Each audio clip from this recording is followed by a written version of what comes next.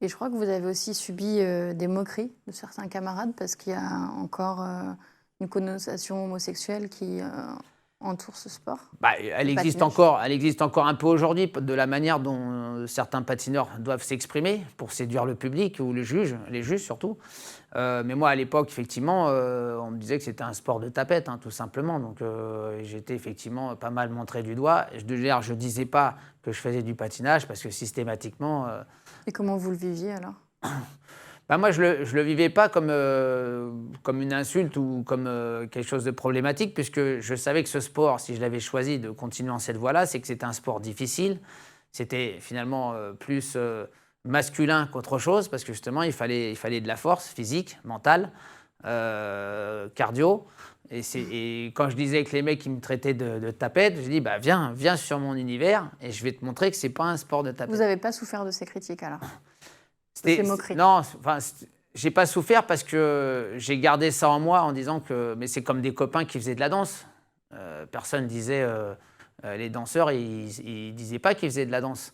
J'ai Oui, donc il y découvert avait 20 quand ans même un après. peu une petite honte en cachée. Oui, bien sûr. Bah, on disait pas fièrement en fait qu'on faisait ce sport-là. Alors que vous, au fond, vous étiez fier de le faire. Oui, mais parce que je savais ce que représentait ce sport.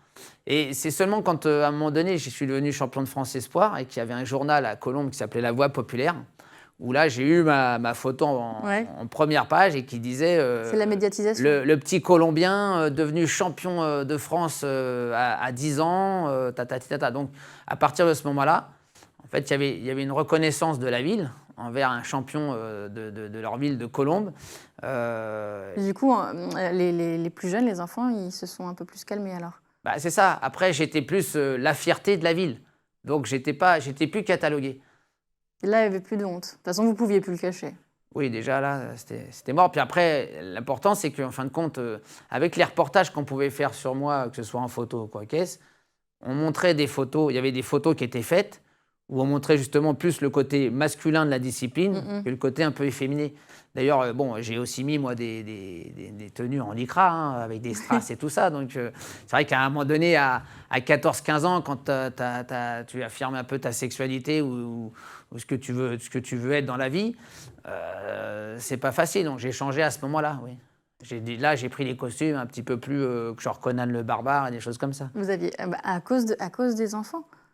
Pas à cause des enfants, mais c'est parce qu'en fait, je voulais aller dans le sens où le patinage, et faire comprendre que le patinage n'était pas un sport réservé aux homosexuels. C'est la fin de ce numéro. On se retrouve demain, toujours en compagnie de Philippe Candelro pour Souvenirs d'écolier. À demain!